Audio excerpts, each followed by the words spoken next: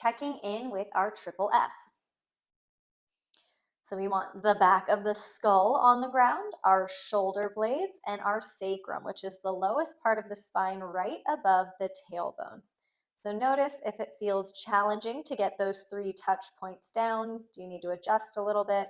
But do your best to find that triple S. That is our neutral spine or neutral posture.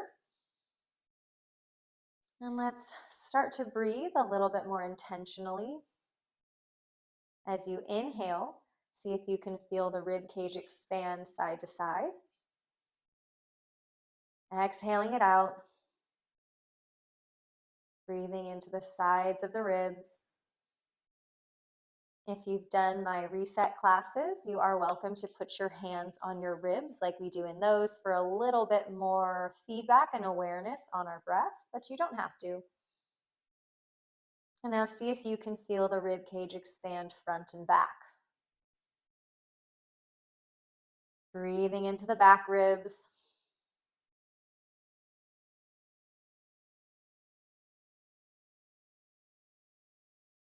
Notice if you need to adjust that triple S. Coming into our full 360 breath, feel the rib cage expand in all directions. Exhaling it out. Visualize creating as much space as you can for the breath.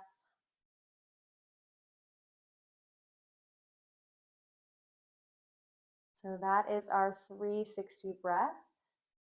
Try to breathe like that through the class if you can. Coming into bridge pose, push down into your feet. Give the glutes a little squeeze as you lift the hips. Maybe we just lift 1 inch. It's a small lift here. We want to make sure that we're using our glutes to lift. Our glutes are part of our core, so we want to get those fired up right now. So make sure that your low back feels long. Your tailbone is reaching toward your heels. If you tend to feel achy in the low back, you probably look a little bit like this, where the ribs are lifting up too much and the pelvis is tipping forward, which means you're trying to lift up with your low back. So instead, feel your tailbone reach long toward the heels. Low back should feel long, not arched. Holding in bridge, if you need to come down and take a rest and meet us back, take your time.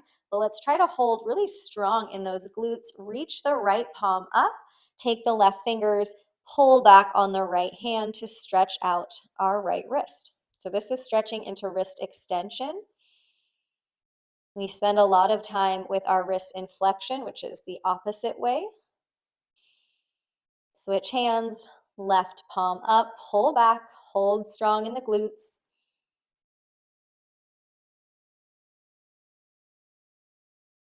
Check in with how you're breathing. Hands can lower down. Let's take a breath in.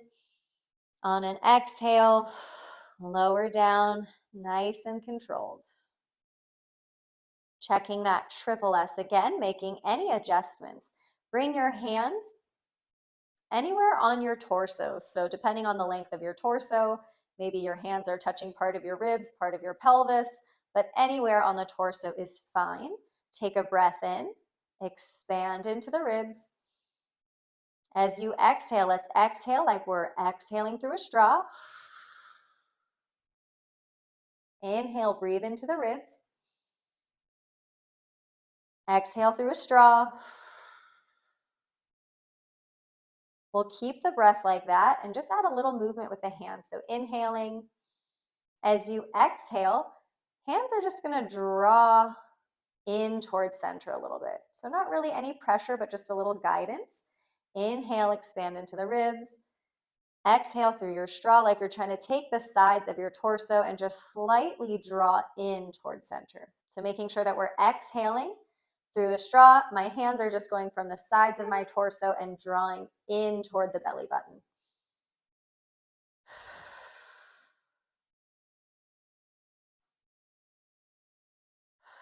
So anytime we use our hands, this tactile feedback, we're getting more messages sent from this area to the brain. And during this postpartum time, we really do need to retrain the brain and the body with how we move and breathe in this area, making sure that we're able to manage that pressure in the abdomen without coning in the belly or without bulging in the pelvic floor. So we really want this webbing in of the abdominals. So our hands are just helping the brain figure out that we're drawing in towards center on the exhale.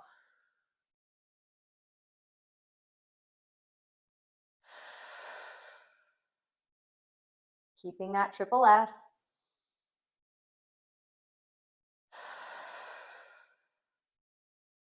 Let's head to quadruped, coming onto hands and knees for some cat-cow. Shoulders line up right over your wrist. Nice and easy here. Inhale, arching the back, getting that spinal extension.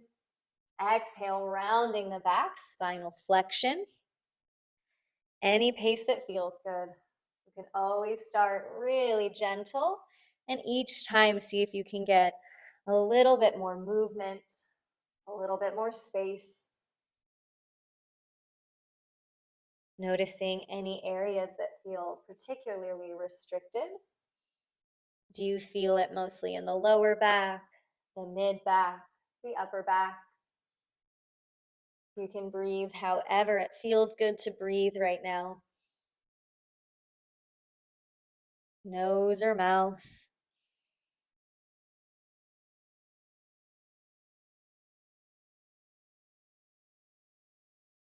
Now we have the option to come into a downward dog.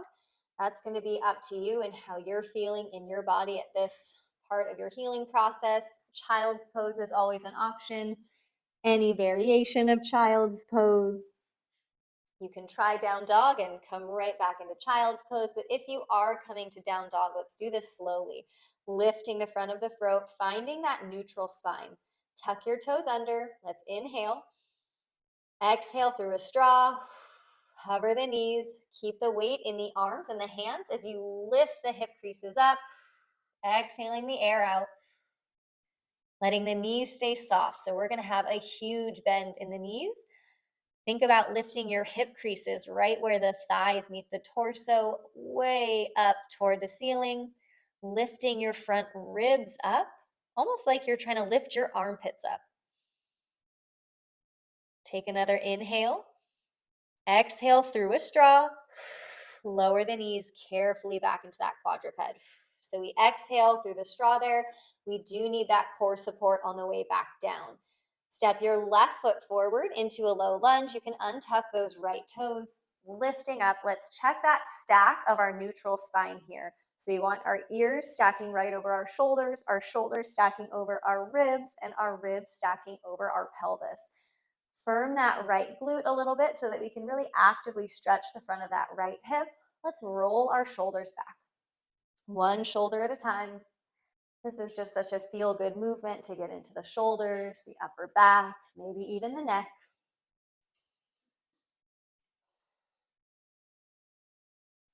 Hands will come down under the shoulders.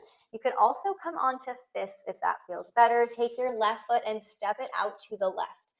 Toes are facing forward. In order to get that pinky toe side of the foot down, you might need to pull the leg a little bit further back. So go ahead and pull it wherever you're feeling this stretch along the inside of that left leg. Now you can stay here and just breathe in whatever way feels good. You can add some slow and gentle rocks back and forward. That's just going to depend on how you feel. We're getting into our adductors, which connect to the pelvic floor. So we do want to make sure that we're always listening to our body, moving in ways that feel supportive and sustainable.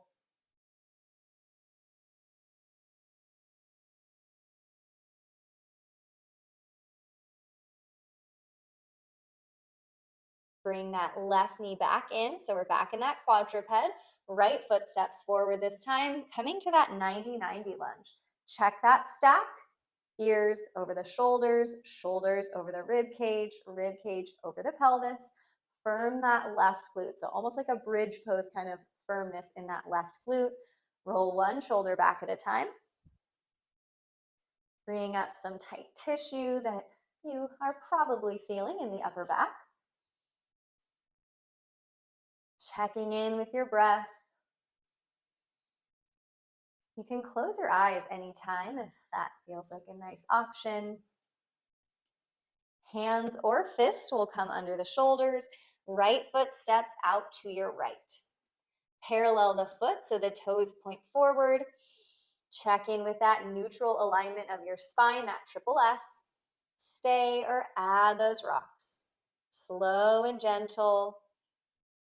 Make sure you're pushing into the outer edge of that right foot, not just the big toe side.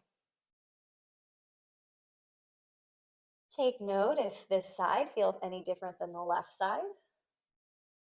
Very common to have imbalances side to side in terms of mobility or flexibility.